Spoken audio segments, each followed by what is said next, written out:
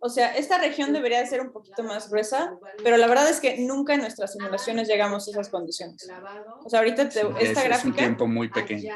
Sí, y la tasa de acreción tiene que ser inmensa. O sea, ahorita iba a explicar esta gráfica, pero para que estén atrapados, o sea, aquí esto es lo normal. Y aquí para que estén atrapados sí está bien cañón, pero pues tenía que explicar que se podía. Ok.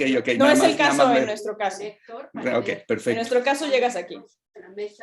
Ok, perfecto. O sea, si llegas a que sea opaco o neutrinos. Empezar a ver cómo lo vamos a mandar al equipo. Y bueno, ¿qué procesos son los que crean los neutrinos?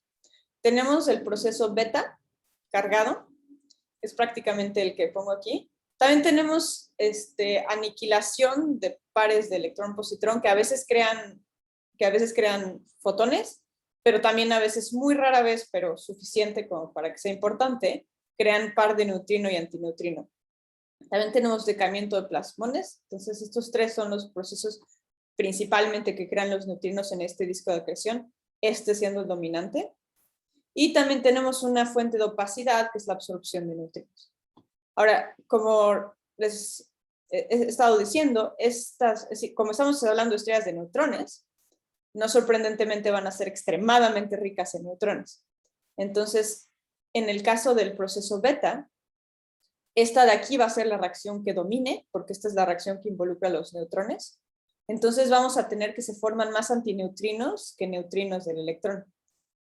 Por el otro lado, a la hora de la fuente de opacidad, vamos a tener que esta reacción de aquí es la que domina, entonces los neutrinos van a tener más opacidad que los antineutrinos. Eso va a ser importante. Y noten también que que los neutrinos del electrón son los que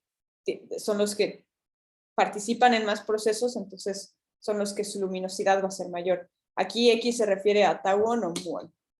Y realmente los neutrinos del muón y tauón casi no van a participar. Entonces, creo que ya había enseñado esta gráfica, pero les hago un mini resumen de lo que acabo de explicar. Si nosotros tenemos una tasa de acreción normal, que es más o menos por esta zona de aquí, en nuestros casos, vamos a tener que en las regiones de afuera del disco, aquí en todo el caso los fotones están atrapados, entonces no hay nada que se puedan hacer con fotones. Pero en la parte de afuera vamos a tener partículas alfa. Mientras nos metemos más adentro, las partículas alfa se van a disociar en neutrones y protones. Y aquí va a haber un viento y el disco se va a adelgazar un poquito.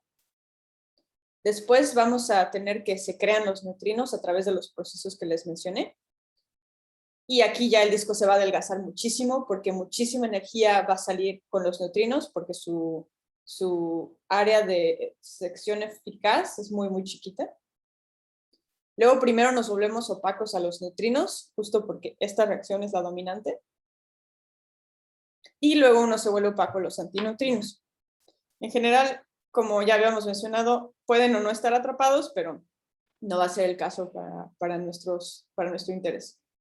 También pueden ser inestables, pero tampoco nos interesa. Nos interesa lo que sucede aquí. Entonces, para poder entender mucho mejor qué es lo que está pasando con este outflow y su nucleosíntesis, necesitamos simulaciones numéricas. Entonces, necesitamos simulaciones que consideren relatividad general, porque estamos hablando de que estamos cerca de un agujero negro. Necesitan tener magnetohidrodinámica, porque aquí los campos magnéticos son bastante fuertes y van a ser los responsables de traer materia del disco de acreción al agujero negro. Y además necesitamos muy buena física térmica de neutrinos. Entonces, necesitamos que en las regiones en las que tienen neutrinos haya un tipo de transporte de neutrinos y que las regiones en donde haya la disociación de las partículas alfa haya una ecuación de estado realista que tome en cuenta eso. Ahora, ¿por qué es súper importante tomar en cuenta toda esta física que es ya muy interesante? Bueno, porque este material, como ya les he mencionado, es el que al final va a crear los elementos del proceso R, que son los que van a causar la emisión de la kilonova y se van a poder observar.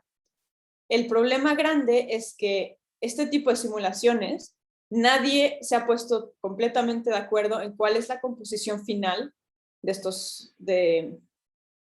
los elementos que vienen de este flujo. hay personas, bueno, hay grupos que dicen que se van a crear lantánidos, hay grupos que dicen que no. El problema de todo esto es que la fracción de electrón, bueno, la electron fraction, si la fracción de electrones, que es una variable que es muy importante en estas simulaciones, todavía no se sabe perfectamente bien cuál es la fracción de electrones final y está justo en el límite en el que se crean o no se crean lantánidos. Entonces, hay un debate muy fuerte de qué es lo que sucede en este tipo de vientos. Y Ari, dependes también del network que uses para tu R process, ¿no? Sí, sí. En general, casi todos usan Skynet, que es el que tiene el R process.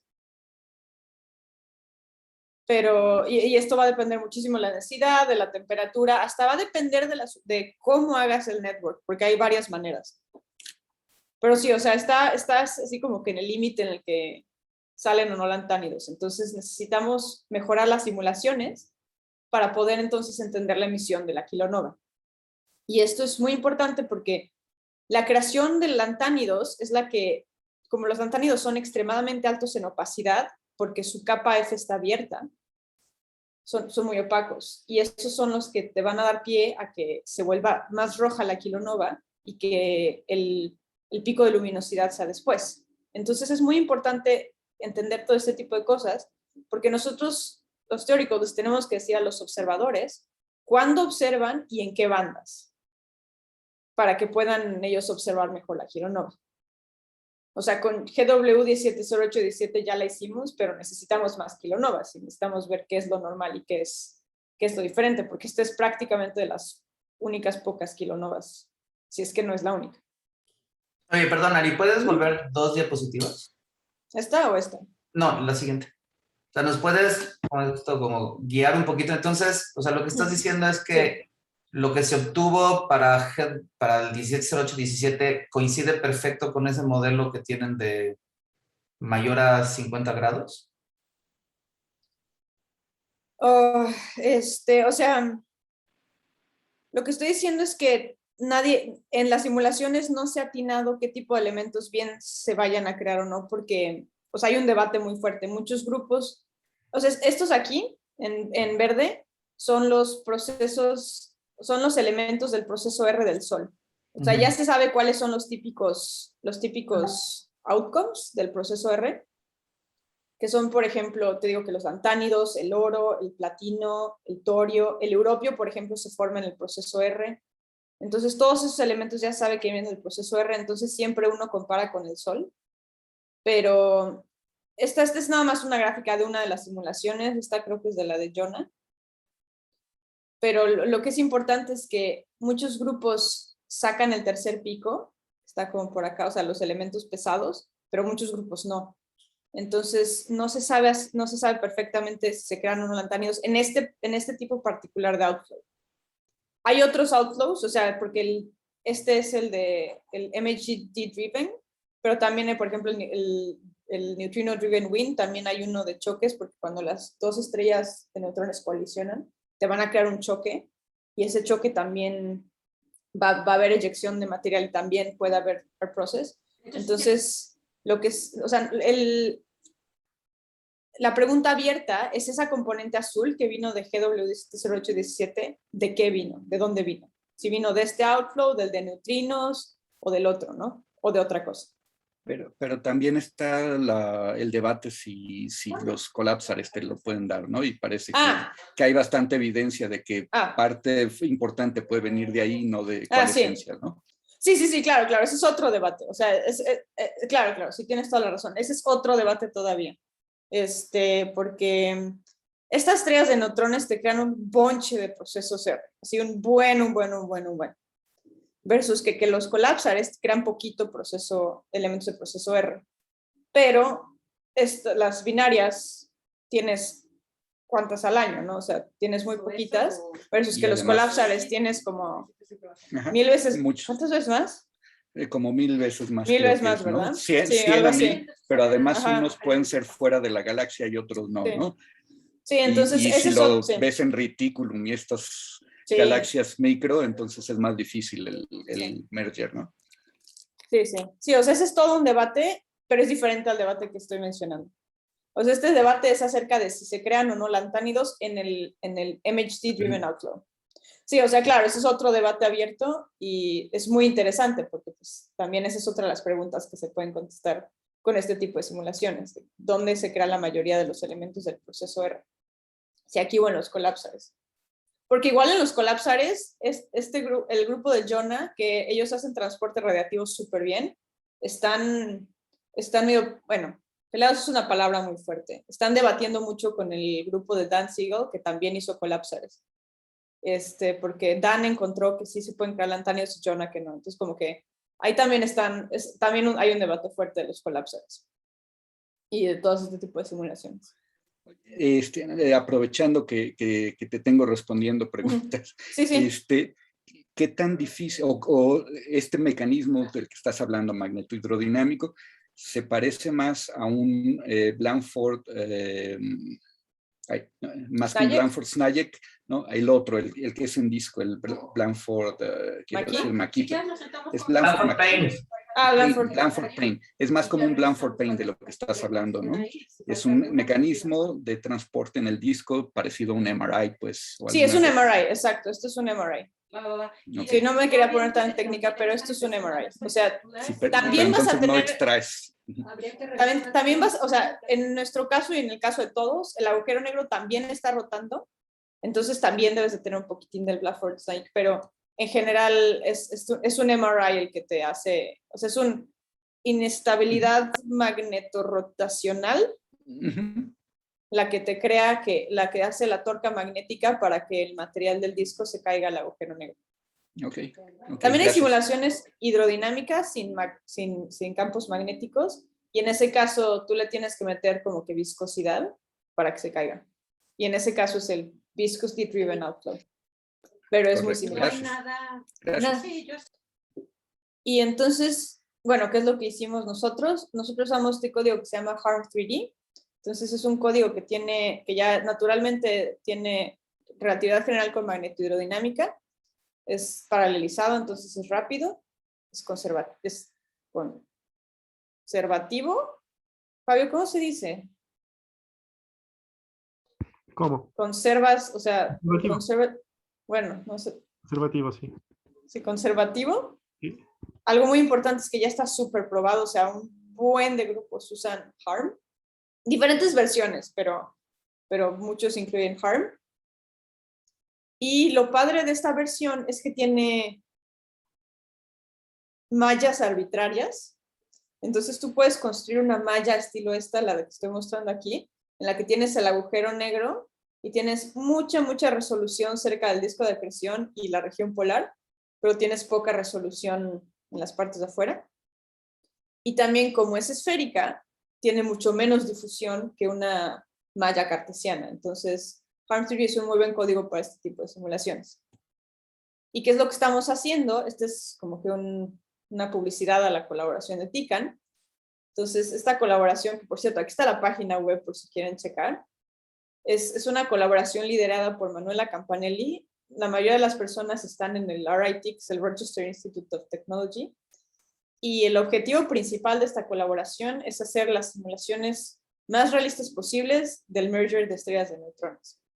Entonces, lo que se va a hacer es que primero que nada se van a poner 2 estrellas de neutrones juntas usando un código que se llama Lorraine, que es especial para como que los datos iniciales te resuelven las ecuaciones de Tolkov, Oppenheimer, Volkov y te ponen las 2 estrellas de neutrones bastante bien. Y luego esas 2 estrellas de neutrones se van a evolucionar con 2 códigos que se llaman, uno es Illinois JRMHD y el otro código es Spritz. Estos, por cierto, son open source, por si quieren jugar con ellos.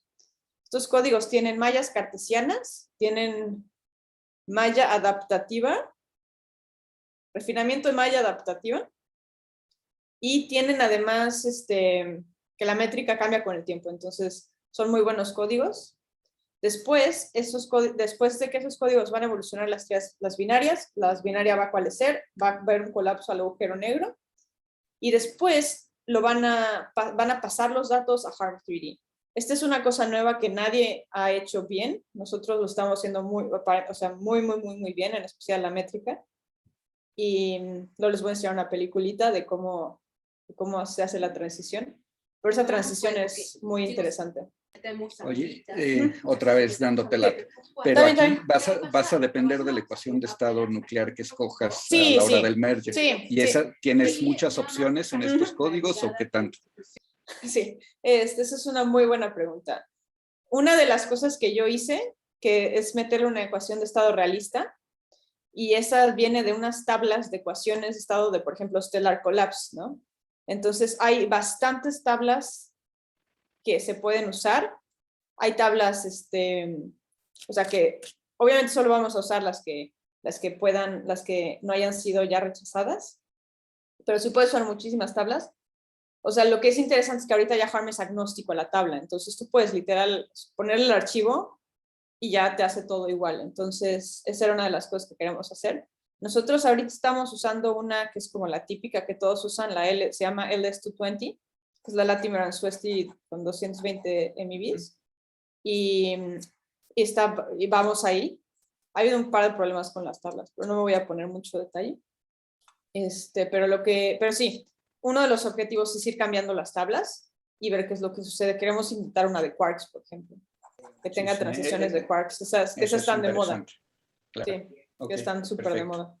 Entonces, sí, o sea, ahorita estamos con una porque todavía estamos haciendo, ahorita nosotros estamos en esta parte, o sea, ya me pasaron los datos y ya están en la supercomputadora, pero esta simulación estás hablando de que es 1 millón de CPU hours, ¿no?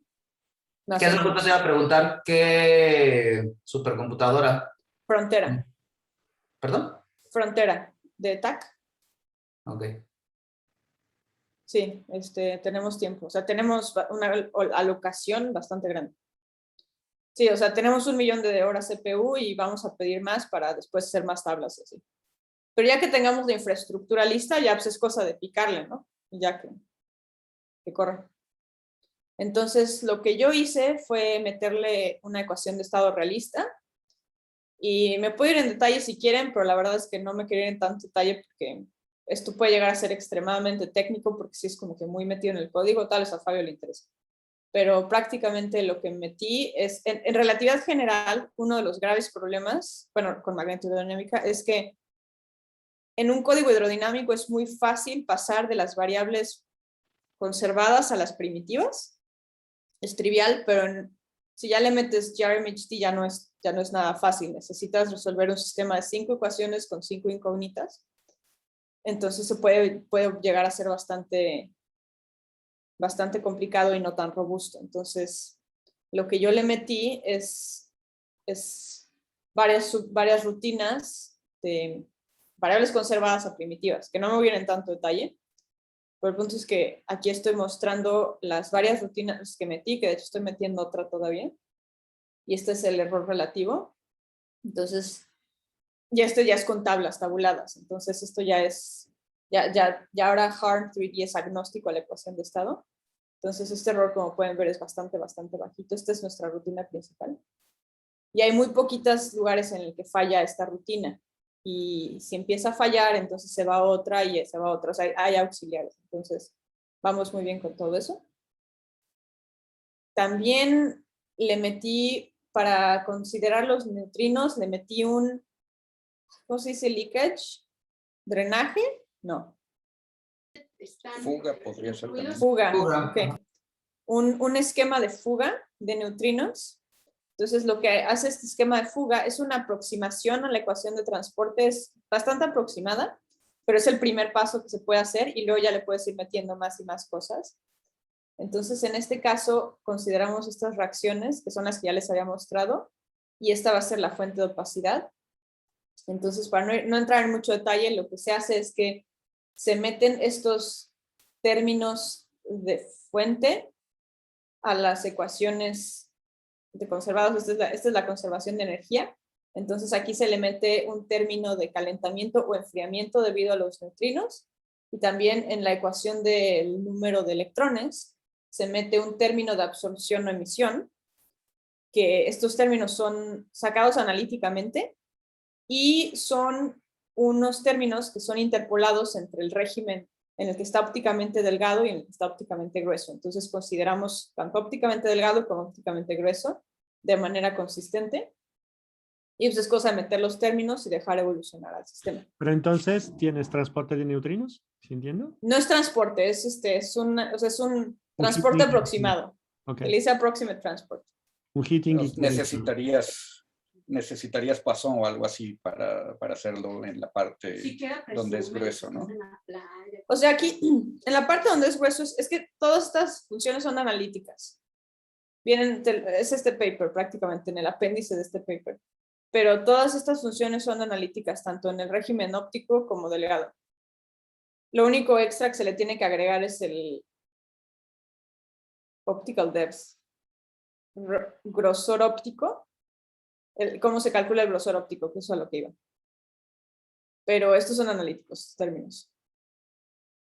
Entonces es la primera aproximación, si quieres, que se le pueda hacer. Algo que yo quiero hacer, que va a ser el siguiente paso, es meter un M1, por ejemplo, que ese ya te empieza a resolver la ecuación de transporte, nada más que lo paras en el primer momento, ¿no? Pero sí, o sea, si quiero meterle más fuerza. ¿Y esto ya está implementado en HARMA o quieres implementarlo tú? El ICACH ya está, o sea, lo hice. No, el M1. El M1 lo están implementando con radiación, pero no lo han hecho con neutrinos, entonces quiero hacerlo con neutrinos. O sea, esto es con Scott Noble. Okay. O sea, él y yo ya estamos como que de acuerdo en que es el siguiente paso para neutrinos. Pero ellos están haciéndolo con radiación. Es que en esta versión de HARM, que es la de Scott, hay diferentes. O sea, esta no es la versión que Sasha tiene. Sasha tiene otra. O sea, es un lío. ¿La de Sasha no es Hammer? La de Sasha, bueno, HARM Pi y Hammer. Este es solo con CPUs, por ejemplo. La versión de Scott y Julian. Y luego la versión de Gami. O sea, ya sabes, o sea, así es como es. Esta no es pública, o sea, esta versión es privada. Entonces, bueno, y para el grosor óptico, lo que uno puede hacer, que es más complicado, es usar rayos, pero lo que nosotros hicimos fue un approach, o sea, lo intentamos ver desde el punto de vista local en lugar de global. Entonces es un cálculo local. Y lo que haces para encontrar el grosor óptico es que tú te centras en una celda y dices, ok, neutrino, bueno, y calculas el capa 10, o sea, la opacidad y el grosor que se necesitaría para llegar a cada uno de los vecinos de la celda. Y escoges de esas celdas cuál es el que tiene el mínimo opacidad por grosor, bueno, por distancia, y esa va a ser el camino del neutrino. Entonces lo que uno hace es que vas escogiendo el camino del neutrino, haciendo un método iterativo en el que vas escogiendo el mínimo de las celdas y luego escoges el mínimo de la siguiente celda y así, o sea, haces una iteración de muchas veces y llegas a encontrar la región, y llegas a encontrar el grosor óptico con este esquema. Este es de un paper de Nielsen. Y si quieren me puedo meter en más detalle, pero no me quería meter en tanto detalle. Pero el punto es que ya lo probamos y lo que hicimos fue probarlo con una esfera, así nada más en 2D. Sabemos cuál debe de ser la opacidad, el grosor óptico de la esfera, y que es este que está en rayitas.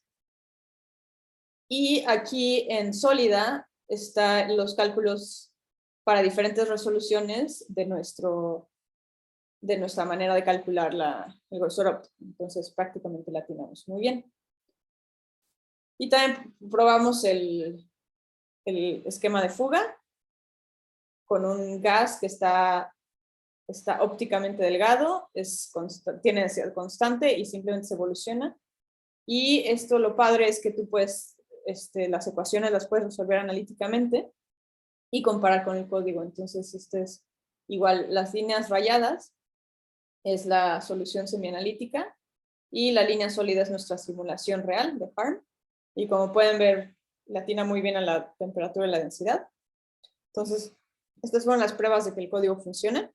Entonces, prácticamente la conclusión de eso es que la ecuación de estado está lista, la tabulada, y también una manera aproximada de considerar el impacto de los neutrinos.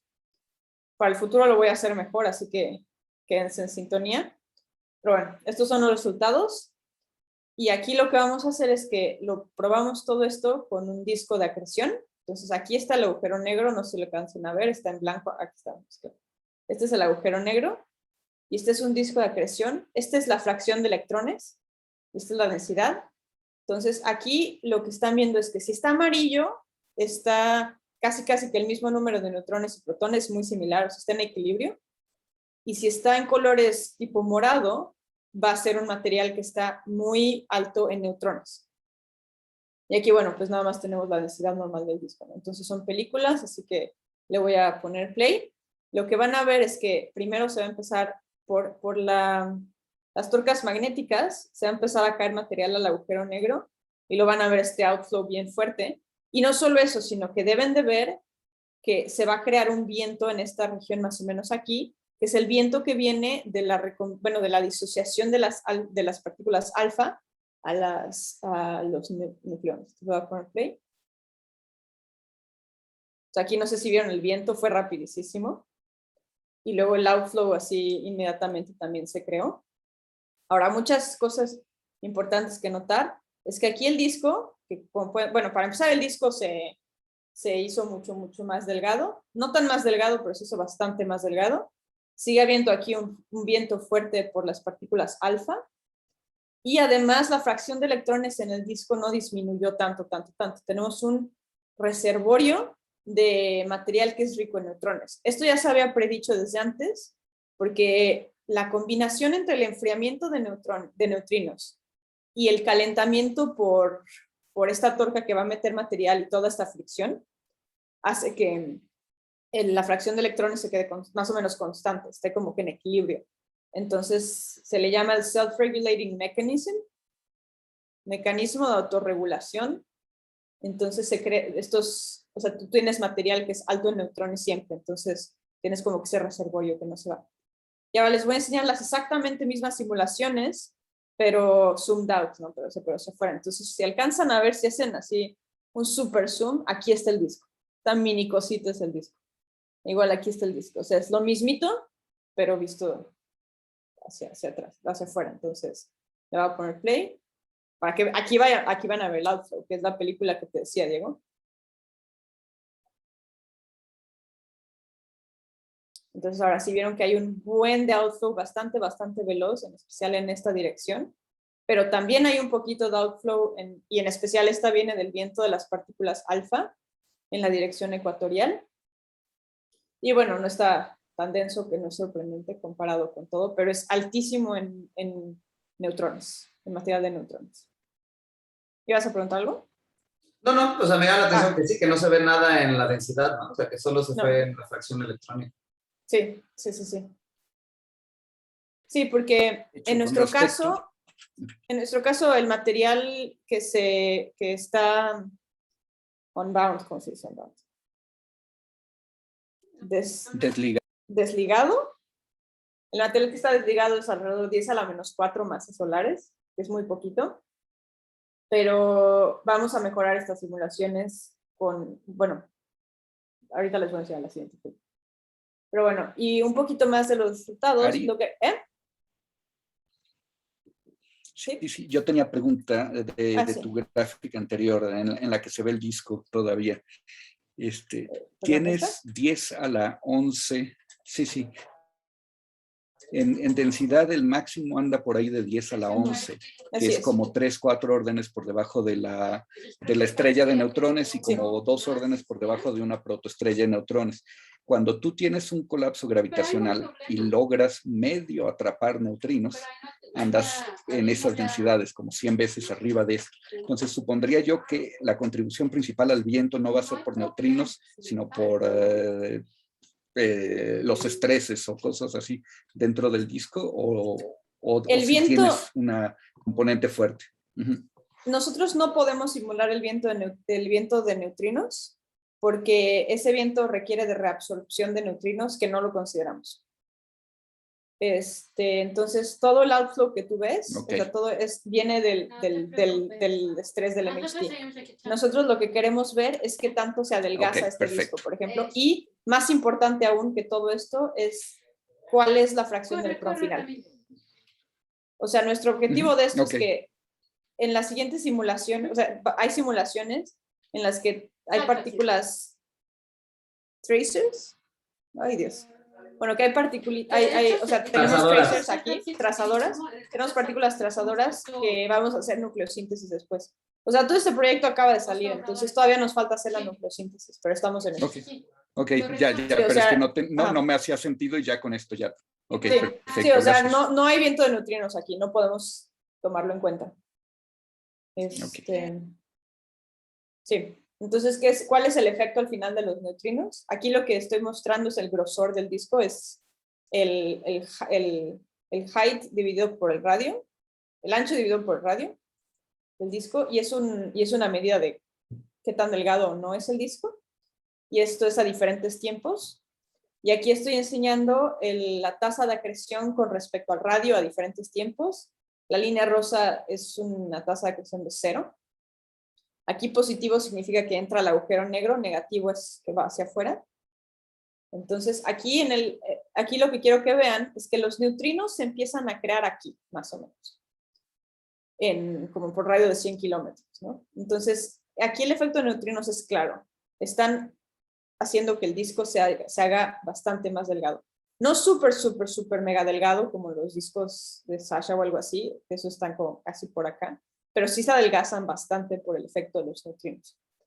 Y por esta región de aquí, nosotros lo que tenemos es la disociación de las partículas alfa. Entonces aquí hay un viento, dado las partículas alfa. Y aquí de hecho se puede ver bien claro la diferencia aquí. Aquí tú tienes el viento, la tasa de acreción es negativa, entonces va hacia afuera. Entonces esto de aquí es un viento, versus que esto de acá viene hacia el agujero negro. Entonces todo esto está siendo apretado. Y también aquí lo que muestro es la luminosidad de los neutrinos. Entonces, como pueden ver, 10 a la 52. O sea, se llevan bastante la energía del disco. O sea, sí lo enfrían muchísimo. En especial los del electrón. Los del tau y así no afectan tanto, pero los del electrón sí. Y esta es la tasa de acreción con respecto al tiempo. Y lo que quiero que noten, que no es sorprendente para nada, es que la tasa de acreción y la luminosidad de los neutrinos van más o menos mano a mano. Cuando hay un pico acá. Y eso es porque pues, los neutrinos se van a empezar a formar cuando el material se calienta, cuando está siendo acretado hacia el agujero negro. Va a haber un viscous heating y entonces eso va a hacer que se formen neutrinos, que se enfríe más el material. Y por eso es que va a haber una autorregulación que haga que el número de electrones se quede más o menos, la fracción de electrones se quede más o menos constante. Entonces ahorita les quiero hablar un poquito del futuro. Entonces, eso es lo que hemos estado haciendo entre la colaboración. Y o sea, todo esto fue mi trabajo, digamos lo de HARM, lo de meter la ecuación de estado de los neutrinos. Y ese paper ya está aceptado, o sea, ya en el archive, ya todo. Y lo que queremos hacer ahora es usar ya nuestro código, que ya sabemos que funciona con neutrinos, y usarlo para unas simulaciones más realistas. Entonces, lo que hemos estado haciendo con la colaboración, lo siguiente, aquí les voy a mostrar una simulación del grupo de Illinois JRMHT, que es liderado por otros amigos. Y lo que va a suceder es que, bueno, hasta pueden ver aquí cómo es una malla cartesiana. Le voy a poner play. Van a ver las dos estrellas de neutrones juntándose. Eventualmente va a haber, aquí está haciendo la coalescencia. Y aquí hay un colapso al agujero negro. Entonces aquí se formó el agujero negro, ¿no? Fue bastante rápido este colapso, pero creo que lograron uno de 20 milisegundos. Y luego le van a poner pausa. Después de un rato. Y esta imagen de aquí va a ser, todos esos datos van a ser transferidos a HARM3D. Entonces, primero vamos a ver esta malla de Illinois JRMHT y luego se va a cambiar bien bonito a la malla de HARM y va a ser la simulación en HARM. ¡Pum! Ya se cambió y esta es la simulación que yo estoy corriendo. Entonces ahora esto se corre en HARM. La ventaja de HARM es que en Illinois JRMHT, en esta simulación de aquí, tú no puedes ir muy lejos. es una simulación que tienes que estar muy cerca de las estrellas de neutrones. En HARM, nosotros vamos a llegar, o sea, nuestro dominio para nuestra production run es la distancia que recorrería el outflow en un segundo. Entonces nosotros queremos resolver todo el outflow por un segundo, lo cual está muy, muy padre, muy interesante. Oye, pero está súper bonita. Entonces, ¿qué eran los recuadros grises? O sea, ¿cómo son distintas resoluciones o qué son? Illinois GRMHD tiene malla adaptativa, entonces son los bloques de malla adaptativa. O sea, dentro del más interno es donde es la malla más fija y luego va al siguiente nivel y al siguiente nivel. Sí. Okay. Y el otro es la malla como que de HARM, que esa es fija. No tenemos malla adaptativa. Nosotros, o sea, en el código de HARM. Pues esas son las conclusiones. Y perdón, sí. Oye, Enrique, espérame, Tónaco. ¿Y tienen de Lorentz? O sea, del material polar, ¿a qué velocidad? O sea, del tuyo. Pero de las simulaciones, ¿dices? Ya, con esta siguiente visualización que está súper chula. Sí, no creo que lo hayan calculado. Este paper está en proceso todavía. Ok. O sea, el paper el handoff se llama. O sea, Fede ha trabajado muchísimo en esto y todavía le falta analizar los datos de esta simulación. Qué bonito, qué padre. Sí, o sea, todavía ni siquiera te puedo decir cuánta materia está desligada porque es algo que está calculando Fede, pues. O sea, esta es peliculita de hace nuevecita. Entonces. Ahora sí, Enrique, todo tuyo. Nada más cuál era la frontera interna para HARM. O sea, desde qué radio empiezas hasta la interna. Hasta un segundo casi luz, ¿no? La interna, resolvemos como 20 celdas dentro del agujero negro. Entonces la interna está dentro del agujero negro.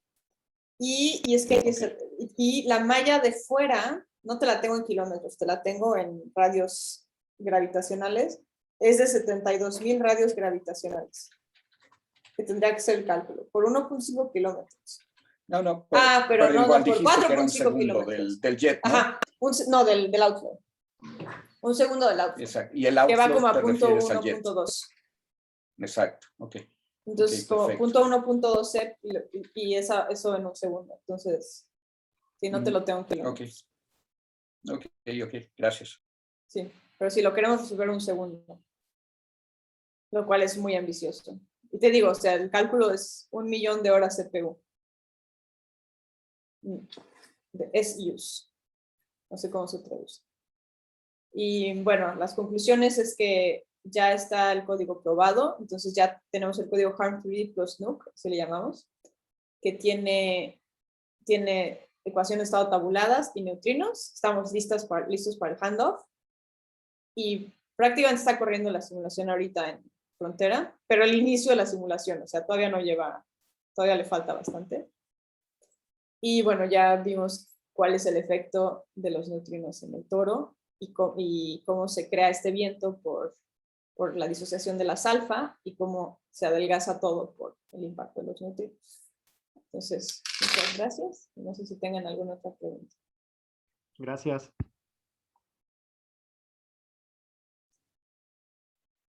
Muy padre. ¿Preguntas? Además de las 1000 que ya te hicimos. No, adelante. ¿Alguien más? Sí, esto fue mi tesis, así, esto me tomó años hacer esto. Sí. Tu tesis hiciste muchas cosas más, ¿no? Pero esos fueron como, Enrico les llamaría side projects. Los demás. Enrico. No te podemos oír. Felipe tuvo problemas. Pero Gloria tiene una pregunta, pero yo no la oigo. Estás en mute, Gloria. Adelante. Y apago ya el recording, así pueden preguntar libremente.